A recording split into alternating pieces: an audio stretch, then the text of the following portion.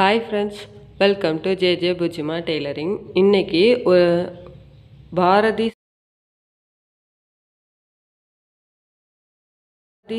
செல்வம்ன்ற sister நம்மகிட்ட ஒன்று கேட்டிருக்காங்க. அவங்களுக்கு தையல் நார்மலாக விழுதான், ஆனால் திடீர்னு ஒரு சின்ன லூப் மாதிரி விழுது. அதுக்கப்புறம் நல்லா இருக்குது, மறுபடியும் ஒரு சின்ன லூப் விழுது அப்படின்றாங்க.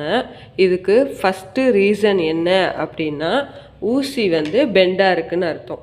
அவங்க ஊசி பெண்டாக இருக்குது, அதை ஃபஸ்ட்டு அவங்க செக் பண்ணிக்கணும். ரெண்டாவது, ஊசியோட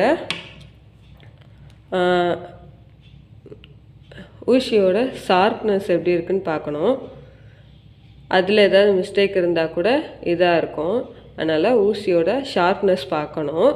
அப்புறம் ஊசி இப்போ திடீர்னு அவங்க உடஞ்சிருக்கு, ஸோ மாற்றிருக்காங்க, கடையில் வாங்கிட்டு மாற்றிருக்காங்க அப்படின்றப்போ அதோட சைஸை செக் பண்ணிவிட்டு அதுக்கப்புறம் அவங்க மாட்டணும்.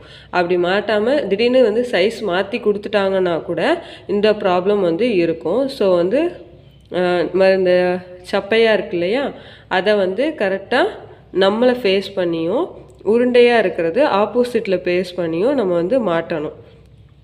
இதெல்லாம் சின்ன சின்ன ரீசன். ஃபஸ்ட்டு ஊசி பெண்டாக இருக்குதான்னு பார்க்கணும். ரெண்டாவது, சைஸை செக் பண்ணணும். மூணாவது, ஊசியோட ஷார்ப்னஸ் எப்படி இருக்குன்றத நம்ம பார்க்கணும். இதுதான் நம்ம ஊசியில் பார்க்க வேண்டியது.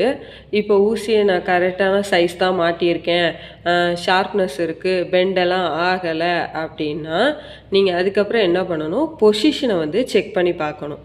பொசிஷன்னா இந்த ஊசியோட ஒன்று மேலே ஏறியிருக்கும், இல்லை கீழே இறங்கியிருக்கும், அந்த மாதிரி ஏதாவது ஒரு ப்ராப்ளம்னால தான் அந்த மாதிரி தையல் விழும். அதனால் நீங்கள் பொசிஷன் கரெக்டாக இருக்கான்னு பார்க்கணும்.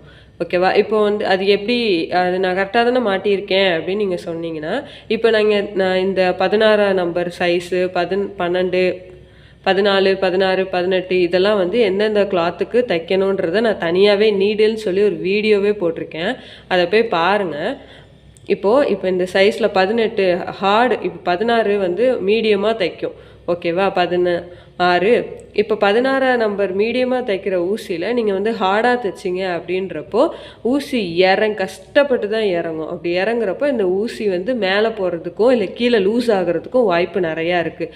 அதனால் பொசிஷனும் ஓகேவாக இருக்குது, நீடில் சைஸு எல்லாமே கரெக்டாக இருக்குது அப்படின்னா நீங்கள் அடுத்தது என்ன செக் பண்ணி பார்க்கணும் அப்படின்னா, பாபின் கேஸில் இருக்க நூலை நல்லா பாருங்கள்.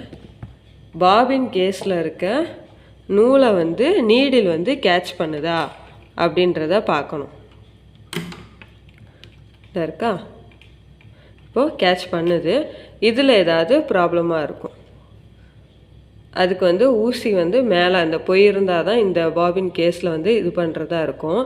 நீங்கள் அதனால் சைஸை கரெக்டாக பார்த்து மாட்டுங்க. இப்போ நீடில் பொசிஷனு, சைஸு எல்லாமே ஓகே, நான் எல்லாமே கரெக்டாக தான் வச்சுருக்கேன் அப்படின்னா இந்த ஊசியை நீங்கள் எவ்வளோ நாள் யூஸ் பண்ணியிருக்கீங்க அப்படின்றத பாருங்கள். மினிமம் ஒரு ஊசியோட லைஃபே 8 நாள் தான். நம்ம மேக்ஸிமம் 6 மந்த், அது உடையிற வரைக்கும் நம்ம யூஸ் பண்ணுவோம். அப்படி இருக்கிறப்போ அதோட இது ஷார்ப்னஸ்லாம் போயிருக்கும். அதனால் நீங்கள் கண்டிப்பாக ஊசியை மாற்றி பாருங்கள், உங்களுக்கு யூஸாக இருக்கும். இப்படி எதுவுமே இல்லை அப்படின்னா நீங்கள் நீடில் பார் இருக்கு இல்லையா, நீடில் பார் இதில் லூஸாக இருக்கும், அதை டைட் பண்ணி பாருங்கள், உங்களுக்கு ஈஸியாக இருக்கும். இவ்வளோ தான் நீங்கள் நீடிலில் பார்க்க வேண்டியது. இந்த வீடியோ உங்களுக்கு பிடிச்சிருக்கும்னு நான் நினைக்கிறேன். இந்த வீடியோ உங்களுக்கு பிடிச்சிருந்துச்சுன்னா லைக் பண்ணுங்கள், ஷேர் பண்ணுங்கள், கமெண்ட் பண்ணுங்கள். மறக்காமல் ஜே bujjima டெய்லரிங்கை சப்ஸ்கிரைப் பண்ணுங்கள். தேங்க்யூ.